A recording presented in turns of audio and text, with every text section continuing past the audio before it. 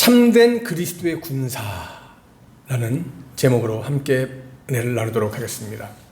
오늘도 여러분들에게 시 한 편을 띄워드리면서 오늘의 말씀을 활짝 열도록 하겠습니다. 그랬었지. 툭 던진 한마디에 차분한 끄덕임, 다소곳한 미소. 오늘 다시 보내. 그랬었지. 느낌 하나로 전해주고 싶은 온기, 꼭 안아준 기쁨. 오늘 다시 해보네. 그랬었지. 하늘이 알려준 사랑, 떨어짐이 너무 싫은 보고 싶은 날들. 오늘도 그대를 보내. 그랬듯이 우리 사랑 그럴 거야. 어떻습니까? 나를 향한 하나님의 그 사랑, 태초에 이미 오래전에 나를 부르시고 나를 사랑하시고 나와 함께 하시는 그 하나님, 우리는 그 하나님의 사랑에 얼마나 깊이 반응하고 있습니까? 제가 늘 드리는 말씀이지만 여러분, 사랑은 반응입니다. 오고 감이 있어야 됩니다. 일방적으로 혼자 투덜거리는 거? 물론 그것도 가치 있는 사랑일 수 있겠지만 별로 저는 의미가 없다고 생각합니다. 사랑은 오고 감입니다. 하나님께서 나에게 오셨습니다. 그러기에 이제는 내가 가야 합니다. 우리는 참된 그리스도의 군사로 다시 한번 일어나서 달려가야 합니다. 오늘 주시는 말씀 속에서 우리 모두가 참된 그리스도의 군사로서 제대로 된 모습을 간직하고 돌아갈 수 있기를 간절히 축복합니다. 예나 지금이나 우리나라는 아들을 군대에 보내는 그 어머니들은 이별에 대한 슬픔과 또 혹시나 하는 이런 안전에 대한 염려로 대부분 엄마들이 눈물을 흘립니다. 경험하신 분 다 계시겠지만 그 훈련소에 아들을 딱 놓아두고 가는데 그 아들이 막 손을 이렇게 흔들어 주는데 눈물이 안 날 수가 없겠죠. 근데 물론 눈물 안 흘리는 엄마들도 있긴 있더라고요, 보니까. 저 역시도 아들을 오래전이죠, 벌써 거의 지금 한 18년 전, 20년 전 가까이 되는데 아들을 이렇게 훈련소에 딱 데려다 주고 이렇게 돌아 나오는데 왜 이렇게 울컥하고 그냥 눈물이 나더라고요. 저도 모르게 그 까까머리를 한번 이렇게 만져주고 나오면서 아빠 간다 하는데 왠지 그냥 이렇게 뭔가 뭉클하는 게 있긴 있더라고요. 근데 여러분, 사실 우리나라 부모들 또 요즘 젊은이들이 군대 가는 걸 굉장히 어디 못 갈 때 끌려가는 것처럼 지옥 끌려가는 것처럼 도살장 끌려가는 것처럼 이렇게 생각하는 사람들이 많이 있는데 참 그것이 어떻게 보면 또 자녀들을 많이 낳지 않는 이런 현 시대의 그런 폐해이기도 하다라고 저는 개인적으로 생각을 합니다. 자식이 기껏해야 1명, 많아야 2명 이렇게 해야 되니까 또 낳지 않는 부모들도 많고 그래서 군대 가면 큰일 나는 것처럼 이렇게 생각을 합니다. 그런데 여러분, 사실 이 군복무 시간이 결코 손해만은 아닙니다. 참 여러 가지 좋은 점이 있는데요. 그 중에 하나가 뭐냐면 가족 간의 그 사랑이 더 돈독해진다라고 하는 사실이에요. 평생 아들에게 편지 한 통 안 써봤던 아버지와 어머니가 아들에게 사랑의 편지를 씁니다. 아들 역시 가정을 떠나서 부모님에 대한 사랑을 더욱 느끼면서 엄마 아빠 사랑한다고 이렇게 편지를 씁니다. 저도 우리 아들이 군대에서 저한테 보내주는 그 편지를 다 지금 아직도 가지고 있습니다. 제가 우리 아들이 써준 편지라든지 또 우리 딸이 초등학교 때, 어릴 때, 중학교 때 이렇게 우리 부모의 기념일, 생일 맞이해서 써준 편지들 간직하고 있습니다. 그런 편지들을 가끔 이렇게 요즘은 이렇게 가끔 꺼내보면서 옛날 생각이 많이 납니다. 아, 나이를 먹는구나, 먹었구나 라는 생각을 하게 됩니다. 마음도 굉장히, 이 마음도 여린 사람이 나이를 먹으면서 마음이 더 여려지는 것 같아서 이게 왜 그럴까 그런 생각도 듭니다. 그때 여러분 군대 가 있는 아들 면회 가는 것도 어떻습니까? 면회. 그 면회 시간은요 정말 가족이 있어서 행복하고 감사하다는 것을 알게 해주는 정말 행복한 시간이죠. 아들이 건강한 몸으로 집으로 돌아올 수 있도록 군대 간 자녀를 둔 부모님들은 또 기도를 해야 되겠죠.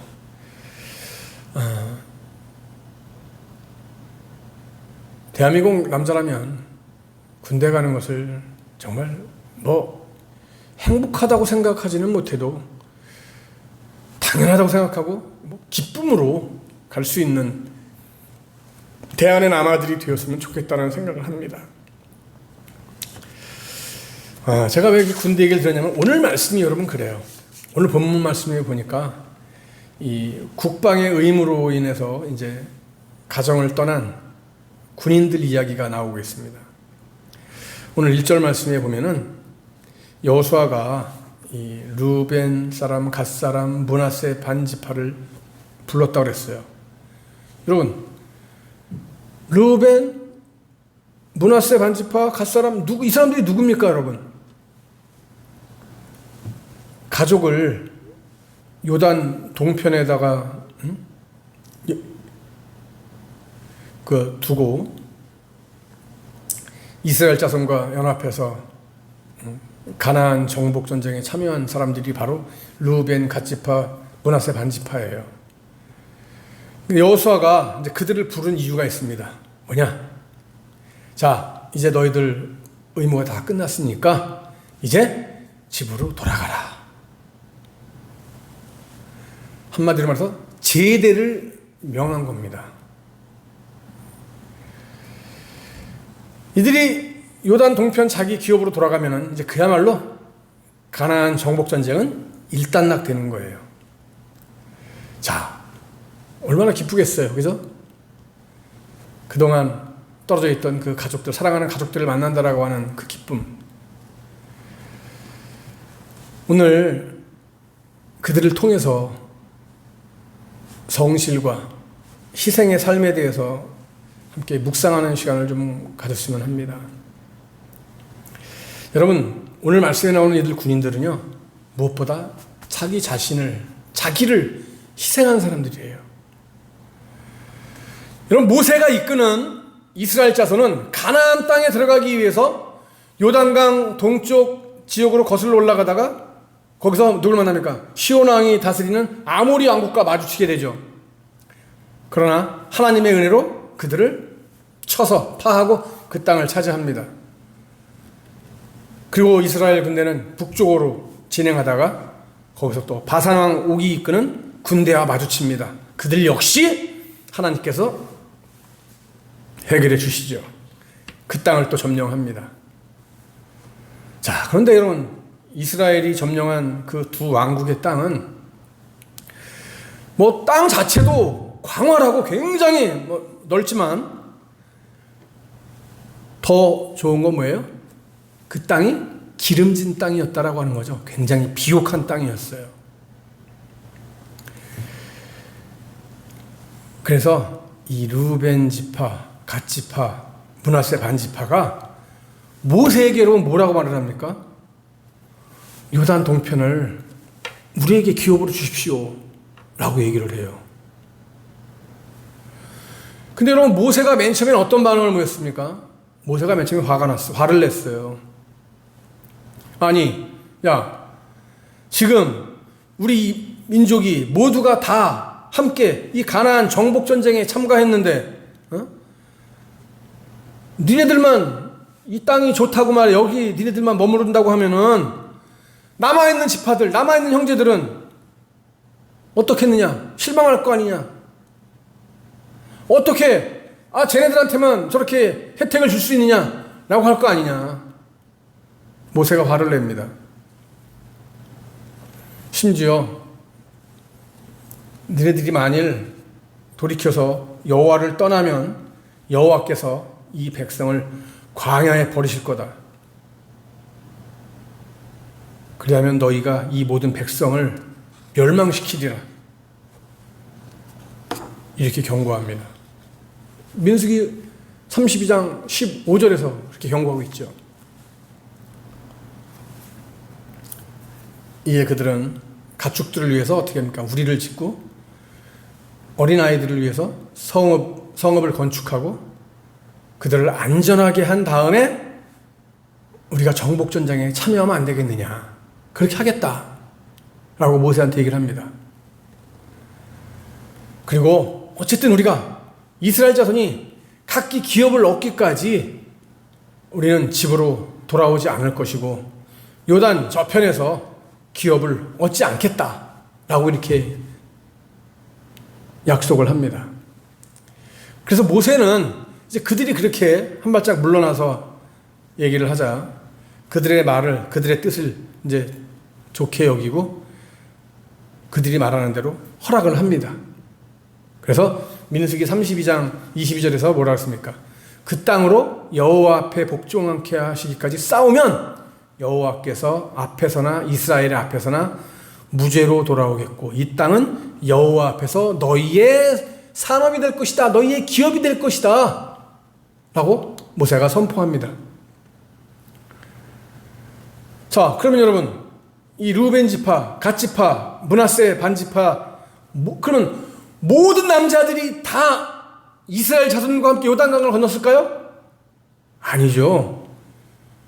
요단 동편에 남아있는 성읍과 그 난민들을, 가족들을 지킬 수 있는 군인은 남겨놔야죠. 그죠? 그래서 각 지파에서 이들이 4만 명가량의 용사들이 뽑히게 되는 거죠. 그래서 이 군사들은 이스라엘 자손과 함께 정복전쟁에 참가해서 끝까지 싸우게 되는 겁니다. 사실 여러분, 우리가 이 모습을 보면서 어떻게 보면 이들은 자기 지파의 유익을 위해서 자기를 희생한 사람들이에요. 그죠? 여러분, 이런 것을 볼 때 역사는 이런 희생을 바탕으로 해서 지금까지 발전돼 왔다라고 말해도 틀린 말이 아닙니다. 오늘날의 지나친 개인주의와 이기주의가 뭐 팽배하다 못해 그냥 그것이 개인주의가 이기주의가 그냥 삶 자체가 되어버린 이 시대를 살아가는 우리들에게 오늘 말씀이 던져주는 그 의미는 참 크다고 생각할 수 있습니다. 여러분, 이 시대에 이 민족과 이 나라를 위해서 자기 자신을 희생할 사람이 누가 있습니까? 우리가 이 나라의 정치권만 바라봐도 그렇습니다. 정치인들이 누구를 위해서 일을 하고 있습니까? 정말 하늘을 두려워하고 백성들을 위하고 백성들을 두려워할 줄 아는 위정자들이 되어야 하는데 백성들의 뜻은 저들은 맨날 선거 때만 되면은 우리는 민의를 쫓아갑니다. 군민들의 소리에 귀를 기울입니다. 우리는 군민들의 종입니다. 말은 하는데 그때뿐인 것 같아요. 저들은 자신들의 사리사욕 당리당략에만 이끌려서 살아가는 너무나 안타까운 현실을 우리가 바라보고 있지 않습니까? 여든 야든 하는 것들 보면은 참 그래요. 너무 안타까운 모습이 있어요. 정말 나라를 위해서 목숨을 버릴 정치인들, 국민들을 위해서 목숨까지 내놓을 위정자들이 있냐 이 말이에요. 예수님은 자기 백성을 위하여서 자기 자신을 내어놓으셨잖아요. 생명을 내놓으셨잖아요. 생명을. 그 예수님을 따르는 사람만이 진정한 희생의 삶을 살아갈 수 있는 사람이 되는 거예요. 사랑하는 여러분, 우리 모두가 오늘 이 말씀 가운데서 나는 정말 예수 그리스도의 군사인가, 하나님의 자녀인가, 한번 나 자신을 정말 엄밀하게 냉정하게 한번 나 자신을 돌아봅시다.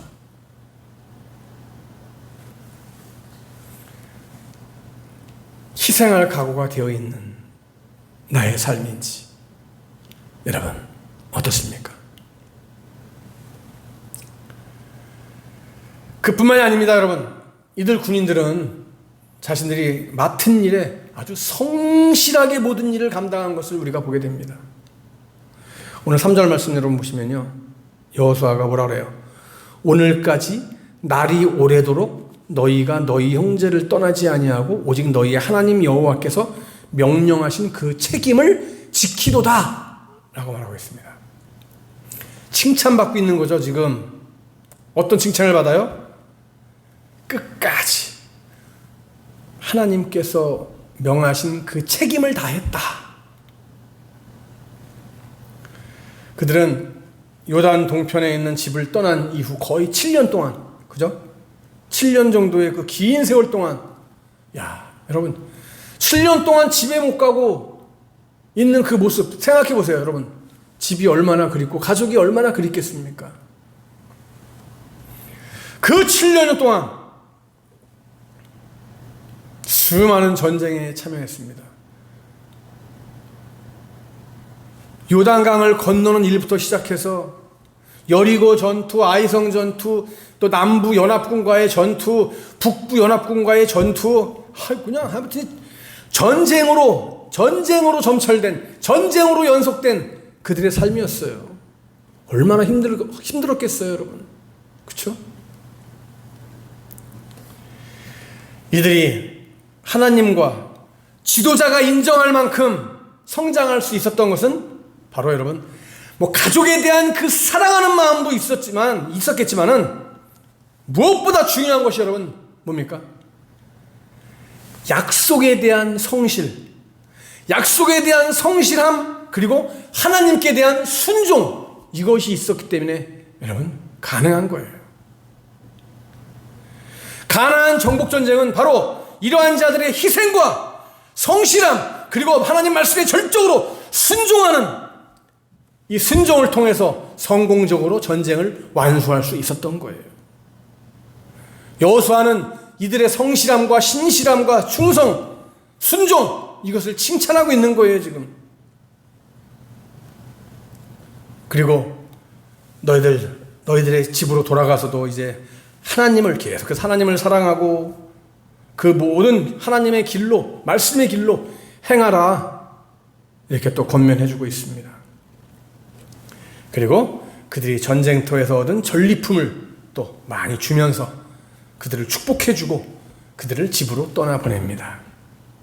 사랑하는 여러분, 오늘 우리에게 주시는 말씀이 굉장히 큰 의미가 있습니다. 여러분, 오늘 우리는 어떤 마음가짐으로 살아가고 있습니까? 정말 하나님을 위해서 나의 몸과 마음, 내 삶을 전부 다 드릴, 희생할 수 있는 정말 순교의 각오? 이것을 우리가 헌신이라고 말할 수 있는데 그런 각오가 되어 있습니까?